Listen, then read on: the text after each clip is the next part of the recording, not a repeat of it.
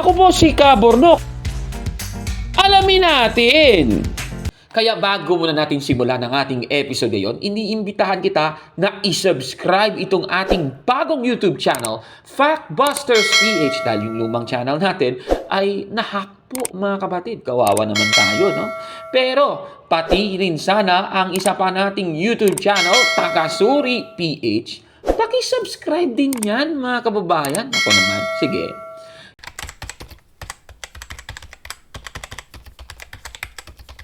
Magandang araw mga kapatid and welcome na naman po sa ating programa, Alamin Natin. Babasahin muna natin ang Apokalipsis Kapitulo 7, versikulo 9 hanggang 10. Ganito po ang sabi ng Biblia kung ano yung description at ano kadami ng mga mapupunta sa langit. Ito po ang mababasa natin sa 7, 9 at 10 ng Apokalipsis. Pagkatapos nito ay nakita ko ang napakaraming tao na di kayang bilangin ni numan. Sila'y mula sa bawat bansa, lipi, bayan at wika. Nakatayo sila sa harap ng trono at ng kordero, nakadamit ng puti at may hawak na mga palaspas. Isinisigaw nila, ang kaligtasan ay nagmumula sa ating Diyos na nakaluklok sa trono at sa kordero. Dito po sa nabasa natin, ang mga maliligtas ay mula sa bawat bansa, lipi, bayan at wika. Klarong-klaro po ng nabasa sa Biblia.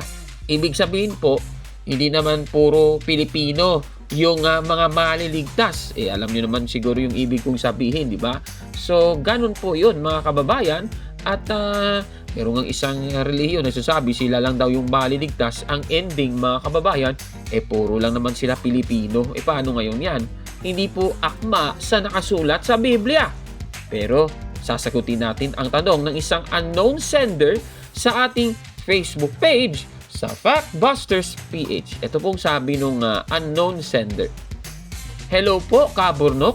Gusto ko sanang malaman kung gaano kadami ang mga miyembro ng Iglesia Katolika at ng Iglesia ni Cristo ni Manalo sa Pilipinas at kung saang mga lugar sa Pilipinas may maraming miyembro ng Iglesia ni Cristo ni Manalo. Sana ay masagot ang aking katanungan. Salamat po. Maraming salamat sa nagpadala sa atin sa ating Facebook page sa The Beloved Catholic Factbusters PH. Kaya sa ating episode ngayon, alamin natin kung gaano na ba kadami ang mga miyembro ng Iglesia Katolika at Iglesia ni Cristo sa Pilipinas. Sige, so sasagutin natin ang tanong niyang ito. Base po mga kapatid sa press release na inilabas ng Philippine Statistics Authority. Ang date of release ay February 21, 2023 pero ang nasabing study ay nangyari noong year 2020. Ayon po sa nasabing census na ito, ang Iglesia Katolika sa Pilipinas noong 2015 ay 79.5% ng buong populasyon sa Pilipinas. Pero bumaba ito sa 78.8% noong 2020 mga kababayan. Samantalang ang Iglesia ni Cristo sa Pilipinas noong 2015 ay 2.7% ng buong populasyon ng Pilipinas. At ito po ay bumaba sa 2.6% noong 2020. So mula po sa nasabing census, nangunguna pa rin ang Iglesia Katolika sa dami po na mga miyembro nito noong 2020 at pumangatlo ang Iglesia ni Cristo na may 2.6%. At kung mapapansin sa table na nakikita nyo po ngayon sa inyong mga screen, ay ayan, rank 1 po ang Iglesia Katolika sa napakaraming miyembro nito na may 78.8%. Sumunod ang Islam at ang Iglesia ni Cristo may 2.6%. Ang number of individuals ay 85,645,362 mga Katoliko, samantala ang mga miyembro ng Iglesia ni Cristo ni Manalo ay 2,806,524. Ayan. Sinundan po yan ng Seventh-day Adventist Church na may 862,725 or 0.8% ng buong populasyon ng Pilipinas noong 2020. At itong Bible Baptist Church naman ay nasa rank 7 na may 540,364 na mga individuals. Na katumbas po yan ng 0.5% ng buong populasyon ng Pilipinas. Ayan.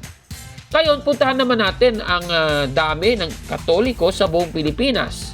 Kung pagbabatayan ang populasyon sa lugar na kanyang sinasakupan, marami po ang Katoliko compared sa populasyon nito sa Bicol Region. So, ang mga Katoliko ay 5,670,993 or 93.5% ng populasyon ng mga taga Bicol, na yung populasyon 6,067,290. Samantala, pumapangalawa naman sa kanya ang Eastern Visayas, na yung populasyon ay 4,183,529 or 92.3% ng buong populasyon ng Eastern Visayas, na may populasyon na 4,531,512 mga kapatid. Pumapangatlo naman ang nasa Central Visayas. Kabilang na po dyan ang probinsya ng Cebu at Cebu City, na may populasyon na 7,278,290 na mga Katoliko o katumbas ng 90.5% ng buong populasyon ng Central Visayas, na nasa 8,046,285. Ngayon, punta naman natin yung percentages based doon sa mga syudad. Siyempre, base dito, nangunguna po ang Mandaue City sa Cebu, na merong mga Katoliko na 95.2% ng buong populasyon ng Mandaue City, Cebu.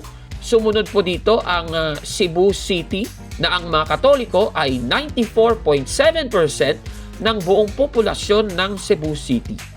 Pumapangatlo naman ang City of Tacloban sa Leyte, na may 93.5% ng mga Katoliko base po sa populasyon nito, mga kababayan. Ngayon, puntahan naman natin sa per province. Nangunguna po dito ang probinsya ng Albay. Ang probinsya ng Albay ay may 96.2% Catholics dito, mga kapatid.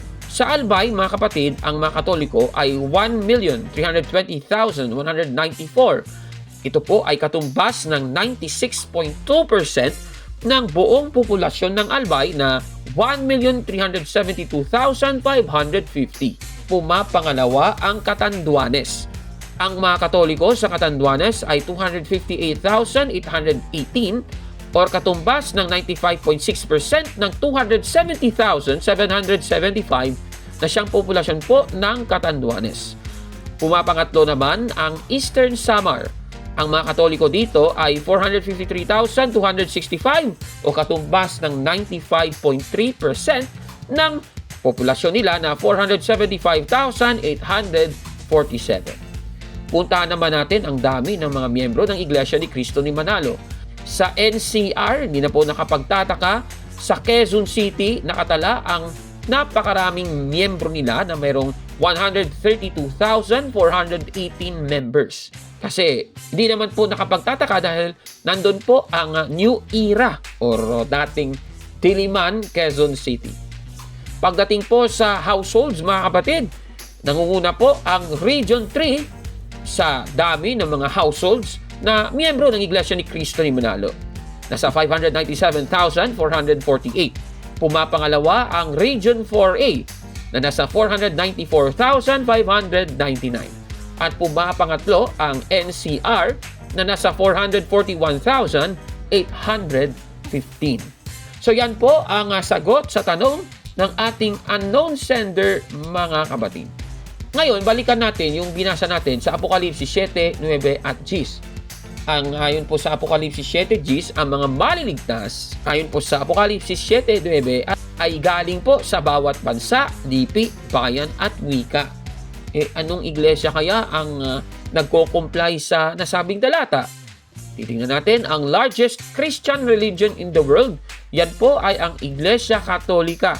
Catholicism is the largest Christian denomination in the world, with about half of all Christians identifying as Catholics. The Catholic Church is the largest Christian church in the world. Klaro po yan mga kapatid. At alam naman po natin, top 3 po ang Pilipinas na may mahigit 86 million sa maraming Katoliko as of 2024 po yan mga kapatid. Ibig sabihin, mga Katoliko po ang nagsasatisfy sa Apokalipsis 7:9 at 10 mga kababayan. Ano po ang masasabi ninyo sa ating episode yun? Paki-comment po sa baba mga kapatid.